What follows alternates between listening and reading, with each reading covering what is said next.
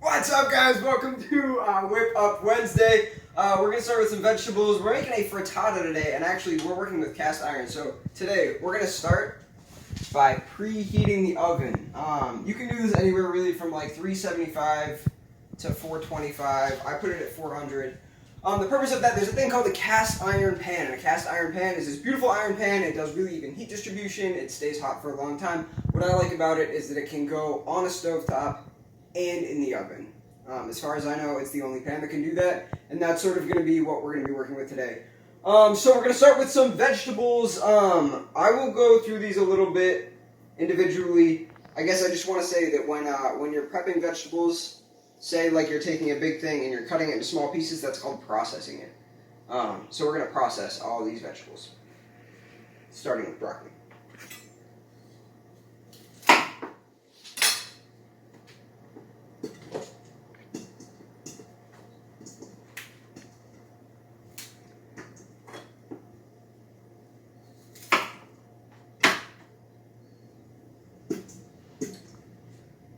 The size is about this large. When it comes out in the final product, that'll be something you'll be able to cut right through.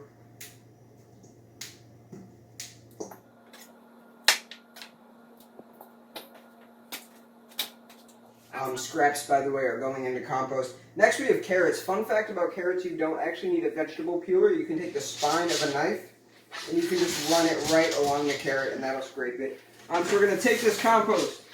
We're going to move this compost out to an accessible area. And you can do this into your trash. It doesn't have to be compost. But we're just going to go and scrape the carrots directly into the compost.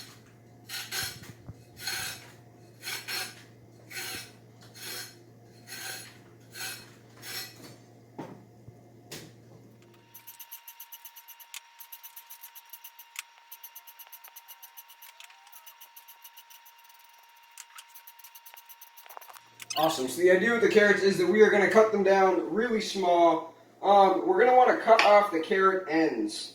Carrot ends are something that can go directly in the compost. Or if you have a dog, you can toss them to that little guy. Some dogs love carrots. So with these, if we were doing a larger cut, I would say that we want to cut them and then roast them. Just sort of toss them with oil, toss them in the oven for like 25, 35 minutes, depending on the temperature. But today, we are not going to roast them. So we're going to cut them into very small pieces. And then sort of toss those, for reference, right, like pretty small pieces.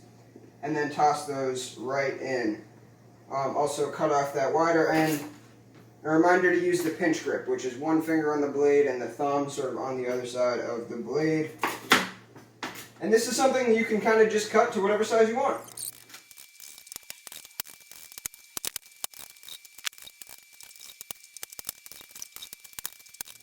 Alright folks, next up we're going to deal with a bell pepper. Fun fact about bell peppers, there are a lot of different ways to sort of get the top out the way that I like best. You put your thumb on it, you hold it in your hand, and you just press right inward. Sort of collapses in on itself. Take both sides, you peel it apart, and just like that. Pretty straightforward. Take some of the seeds out. A lot of the time the seeds that are left over you can just knock right out like that. Might be a couple extra, you can just flick those out with your finger, and that's that. We're going to start with one bell pepper and then look at the proportions. Let me find something. You just use a fork to mix this up a little bit. So you can see so far, right, just carrots and broccoli, sort of a green-orange mix. We're going to add peppers and onions, sort of a reasonable base for anything. And then get started with adding the eggs.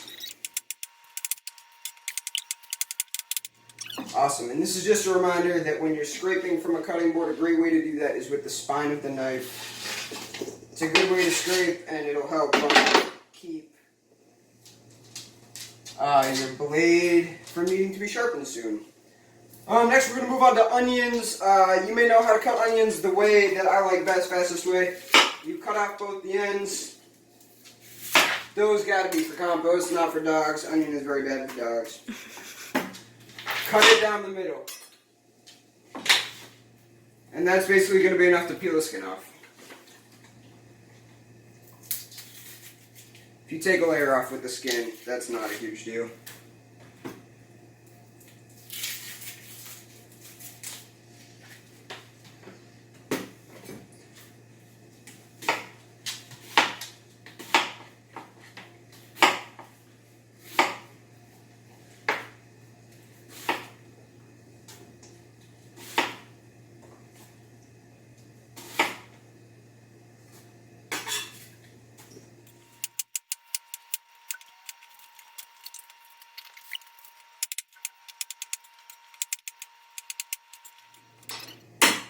Alright y'all, that brings us to the cast iron pan. Cast iron is that it's a more porous metal than other metals. There is a myth that it's a good way to get iron into your diet. You don't actually get iron from a cast iron pan. But what I mean to say is that it can take a little bit of seasoning, and if you season it really well, it can become effectively non-stick. And seasoning basically involves oil and salt. Oil is what's going to create a coating, and salt you can use to rub against anything that is sticking to it.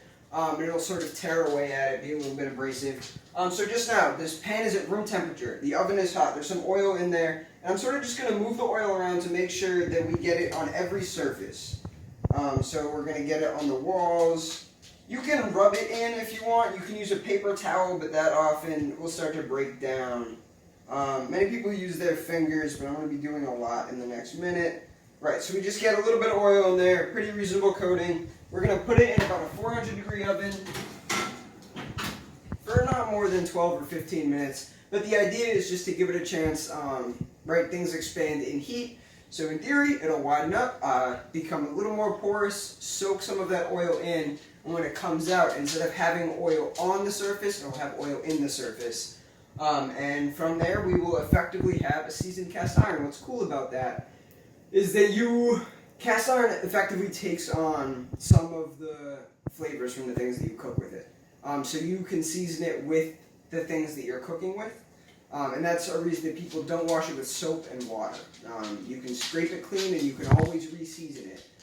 The heat will kill off any germs, but you don't want to wash it with soap and water. That'll not only scrape off all the seasoning you've ever put into it, but because it's that kind of metal, it'll get rusty and you do not want to cook with it. Alright, we're going to take some eggs. You can really use anywhere from like 10 to 16 eggs. It's a 10.5-inch cast iron that we're going to be working with, so don't use too many. You take an egg. We talked about this last time. Cracking it on a flat surface is better than cracking it on the lip of something.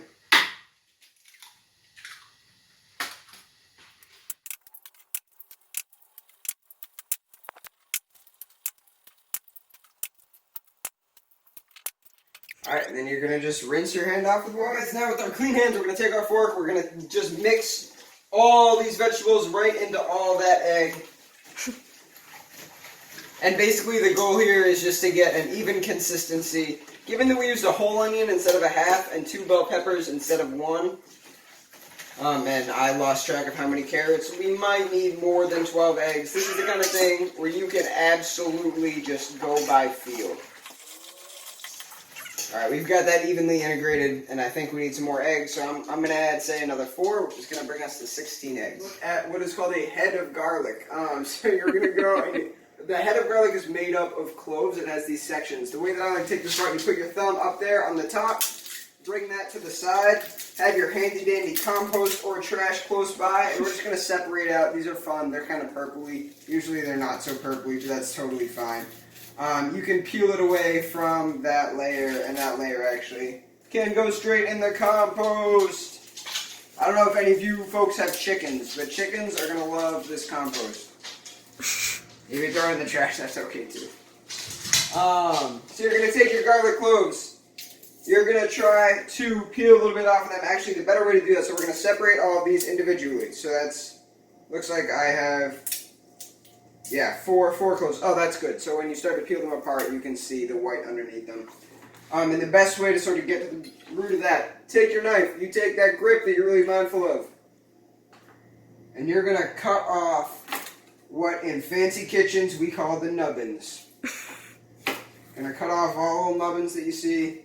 You can tell which end is the nubbins because one end is pointier and one end is like flat and rough. So it has a bit of a grit to it in terms of texture. So you're just going to cut all those off, and with that exposed edge, you're going to be able to just peel the garlic and expose the white underneath.